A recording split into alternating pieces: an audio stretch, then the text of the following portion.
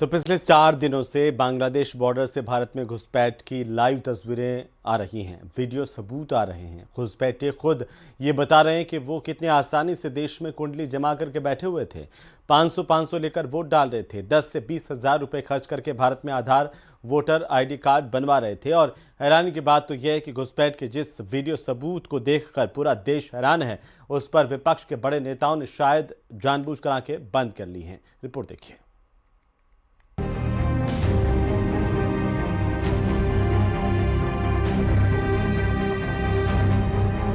हम इस देश में से एक एक घुसपैठिए को चुन चुन कर बाहर निकालेंगे, ये हमारा प्रण। ये सब बांग्लादेशी मुस्लिम घुसपैठिया है। तो चीफ मिनिस्टर ममता बनर्जी जो मांग किया वो तो सही किया, तो इसीलिए ये प्रॉब्लम क्रिएट हुआ। वन साइड ये देखिए, आप जेन्युइन जो वोटर्स है, सिटीजन्स है, वो सुसाइड कर रहा है। इससे अगर आपकी कुर्सी हिल रही है और आप ये जान गई हैं कि अगली बार आप सत्ता में नहीं आएंगी, तो ये डर अच्छा है। बंगाल से बांग्लादेशी और रोहिंग्या मुसलमानों को निकाला जाएगा। बिहार में SIR के लिए जितना हाइट तौबा किए, तो यहाँ की जनता समझाती है ना।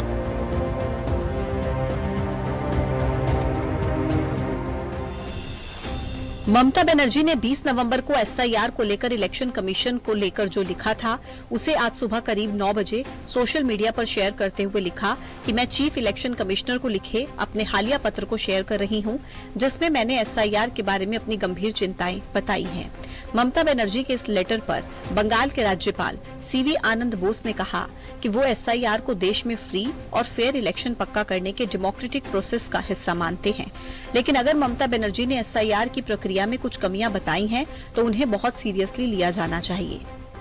ममता बनर्जी के लेटर के बाद बीजेपी नेता शुभेंदु अधिकारी ने भी मुख्य चुनाव आयुक्त ज्ञानेश कुमार को एक लेटर लिखा, जिसमें उन्होंने दावा किया कि ममता बनर्जी का लेटर असली वोटर्स या BLOs को बचाने के बारे में नहीं है, बल्कि ये लाखों या शायद करोड़ से ज्यादा बोगस वोटर्स और गैर कानूनी बांग्लादेशी घुसपैठियों को बचाने की एक पैनिक ड्रिलिंग कोशिश है।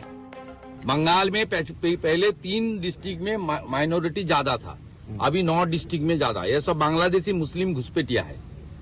ये लोग को वोटर लिस्ट से डिलीट कर देना चाहिए, और बीजेपी सरकार आएगा तो बांग्लादेशी घुसपैठिया शरणार्थी यहाँ रहेगा, हिंदू शरणार्थी। If the CM has pointed out certain defects in that, that is also to be considered very, very seriously. And I'm sure that Ganesh Kumar is a seasoned bureaucrat, civil servant, who has a balanced mind. I'm sure that the complaints raised by the Honorable Chief Minister will also be looked into by the Election Commission. Bengal में न SIR रुकेगा, न घुसपैठिए रुक पाएंगे। ऐसा इसलिए क्योंकि आज केंद्रीय गृह मंत्री अमित शाह ने भी साफ शब्दों में कह दिया कि घुसपैठ को रोकना न केवल देश की सुरक्षा के लिए जरूरी है, बल्कि देश की लोकतांत्रिक व्यवस्था को प्रदूषित होने से बचाने के लिए भी घुसपैठ को रोकना जरूरी है। इस देश में से एक एक घुसपैठिए को चुन चुन कर बाहर निकालेंगे, ये हमारा प्रण है। इस देश के किसी भी राज्य का मुख्यमंत्री कौन हो, देश का प्रधानमंत्री कौन हो, वो निर्णय केवल और केवल भारत का नागरिक कर सकता है। कोई घुसपैठिए को अधिकार नहीं है। ये हाल सिर्फ बंगाल में नहीं है, बल्कि झारखंड के सुदूर आदिवासी इलाकों में घुसपैठियों ने बहुत तेजी से कई इलाकों की डेमोग्राफी बदल दी है।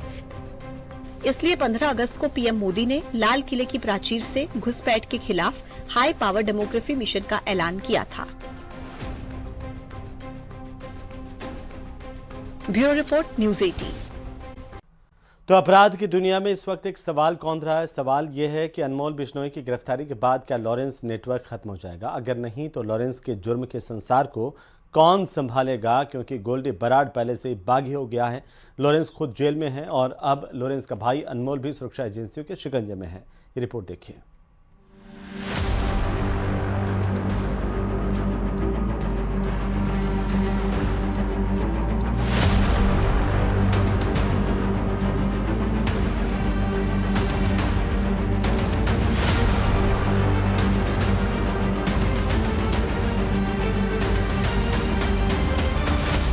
क्या ढहने वाला है लॉरेंस के अपराध का किला?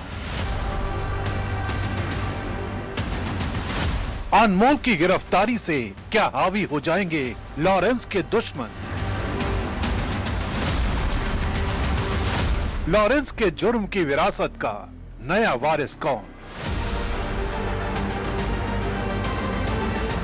अनमोल बिश्नोई की गिरफ्तारी को लॉरेंस गैंग के लिए सबसे बड़ा झटका माना जा रहा है, क्योंकि पिछले कई सालों से लॉरेंस जेल में बंद है और गैंग को विदेश में बैठा उसका छोटा भाई अनमोल ही ऑपरेट करता था।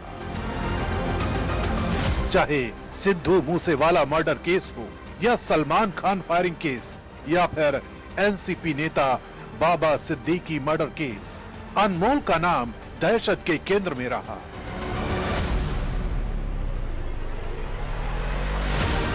लेकिन अब एनआईए ने 10 लाख के इनामी अनमोल को अमेरिका से डिपोर्ट करवाकर गिरफ्तार कर लिया है।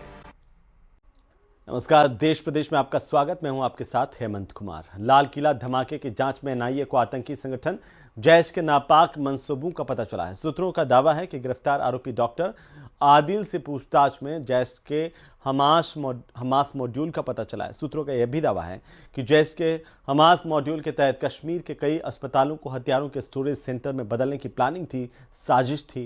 रिपोर्ट देखिए।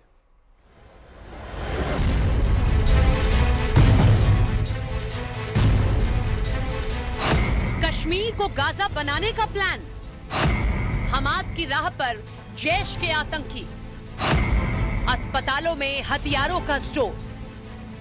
दिल्ली धमाके की जांच में जुटी एनआईए की नींद उस वक्त उड़ गई जब उसे पता चला कि जैश-ए मोहम्मद कश्मीर को गाजा जैसा बनाना चाहते हैं। सूत्रों के मुताबिक घाटी के अलग अलग जिलों के अस्पताल उसके निशाने पर थे।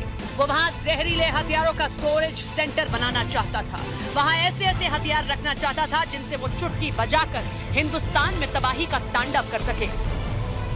सूत्रों के मुताबिक जैश के आका कश्मीर के श्रीनगर, बारामूला, अनंतनाग, बड़गाम और नौगाम में हथियारों की खेप रखना चाहते थे, जिसके लिए उसने इन जिलों के कई अस्पतालों को चुन लिया था और वहां हथियार रखने शुरू कर दिए थे।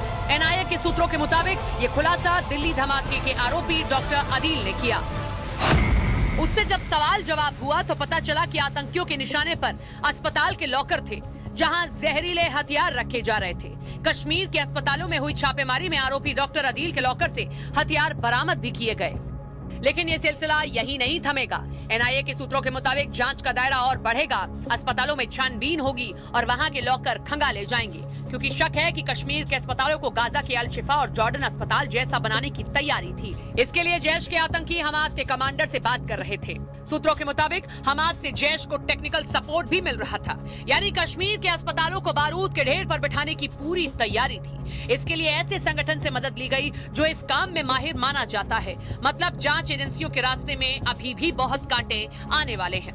कदम कदम पर नए खुलासे हो रहे हैं और अगर आतंकियों का अस्पतालों को हथियारों का स्टोरेज सेंटर बनाने का मंसूबा था तो फिर काम और कठिन हो सकता है, क्योंकि जैश के निशाने पर घाटी के अस्पताल हैं।